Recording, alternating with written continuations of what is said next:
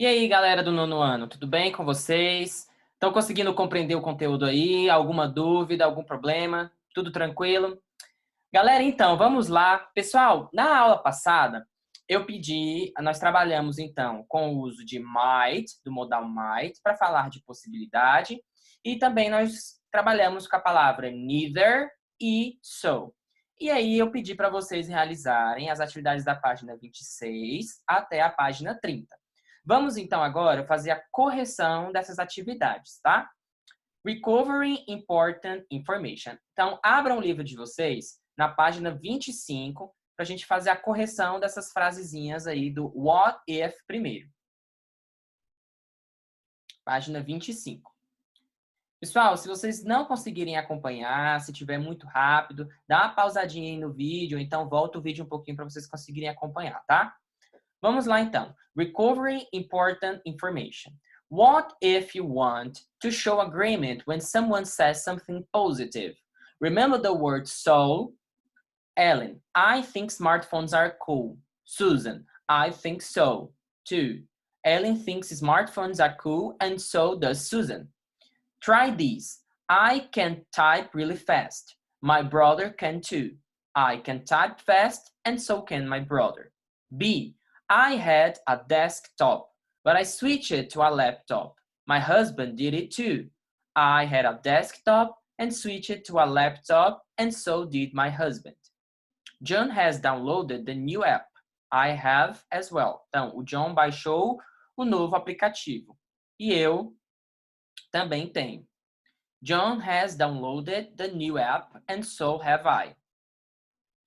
I use it to load all the files to my USB stick. My friend used it to do it too. I used to load all the files to my USB stick, and so did my friend. My family loves online games. I guess that's why I like them so much too. My family loves online games, so do I. Pessoal, uma coisa interessante, esse USB stick, a gente usa também no inglês aqueles pendrive, na verdade é uma palavra aportuguesada. O pendrive em inglês a gente vai chamar de flash drive, tá? Vamos lá então. Seguindo. How do we research sources? Getting ready. Look at the word cloud and answer the questions that follow. Isso daqui tem aparecido muito ultimamente, né? O que a gente chama de brainstorm ou word cloud, que seria aquela nuvem de palavras. Mas no centro dela aqui nós temos o investigative journalism. Então seria o jornalismo investigativo. Nesse jornalismo investigativo, ele está para onde? Então aqui nós temos muitas palavras relacionadas. Seria o quê? Issues, assuntos, connected records, são gravações conectadas, readers, os leitores, legally, legalmente, o que mais? Presenting, apresentando, defined, definido, what else? Research, pesquisa, profession, profissão. Então nós temos muitas palavras aí relacionadas com jornalismo investigativo. What words called your attention? Então, aqui era uma resposta pessoal. Então, respostas possíveis seria investigative and journalism because of their size. Who is involved with journalism? Então, quem são as pessoas que geralmente estão envolvidas com o jornalismo? São os jornalistas, os repórteres, os leitores, os ouvintes. Então, nós temos aqui journalists, reporter, readers, listeners, and viewers. 3. What words are unfamiliar to you? What can you do to get to know them? Então, aqui também era respostas pessoais. Quais seriam as palavras aí que não são tão familiares assim para vocês, ou palavras que vocês pouco conhecem o significado, e como vocês poderiam encontrar o significado dessas palavras, tá? Então, a gente pode procurar no dicionário, pode pesquisar essas palavras na internet, ok? 27. Getting the big picture. Read this test about a journalist. Complete the diagram with data from the article to understand more about this work. There is an example to help you. E aí, pessoal, agora então eu vou tocar o áudio da leitura deste texto para a gente acompanhar, ok? Lesson C. How do we research sources? Getting the big picture. Read this text about a journalist. Complete the diagram with data from the article to understand more about this work. There is an example to help you. 1. What's an investigative journalist? Susie Nielsen is an investigative journalist. Her job is to write about real-world problems. Nielsen researches people and institutions that might be doing dishonest things. She tries to find out what is going on. She interviews people. She looks at documents and does more research. Then she writes articles about what she has learned. 2. What are some examples of investigative journalism? Here is one example. A professor of mine worked on a story about fire inspections. Every year, fire departments are supposed to inspect schools. They need to make sure the schools meet the fire codes.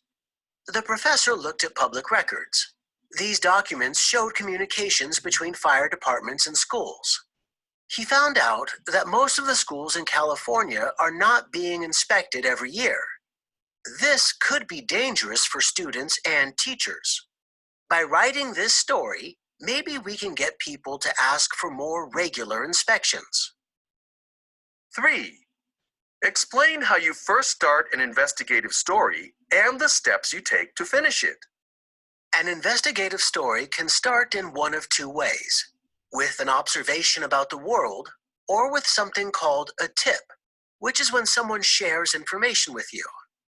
For example, recently I got a tip from a man who has worked in the emergency room at hospitals for about 40 years. He said there is a really big issue going on with emergency room doctors. They are charging a lot more money than they should be for emergency room procedures. And he asked me to look into it, so I did.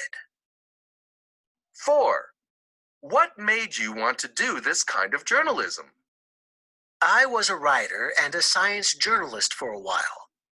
Recently, I've wanted to tell stories that make society better.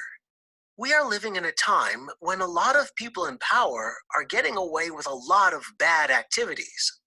I want to be a part of the solution to that.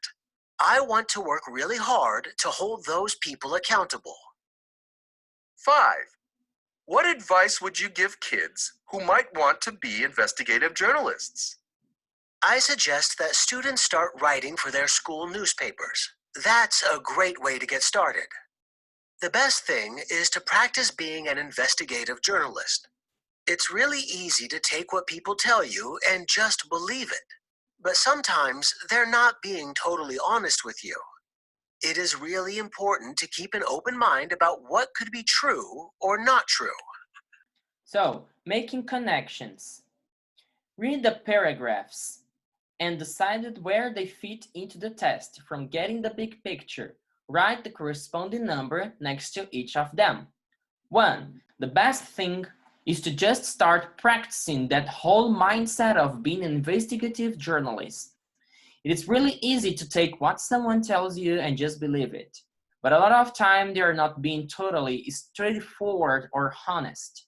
It is really important to just keep an open mind about what could be true and what could be not true. Então, esse que melhor se encaixa aqui lá no texto que nós acabamos de ouvir seria o 5. 2. Most investigative journalists write about powerful institutions that affect people's lives. They might write about the government, healthcare, or banks. Their work is important. They discover and share information about what is happening in the world. Number 1, the first paragraph. 3. You start with an idea about something dishonest that might have happened. It could come from your observations, research, or a tip. Then you try to prove it with facts and records. Let's say a person tells you that a particular day, some police officer tried to cover up a crime.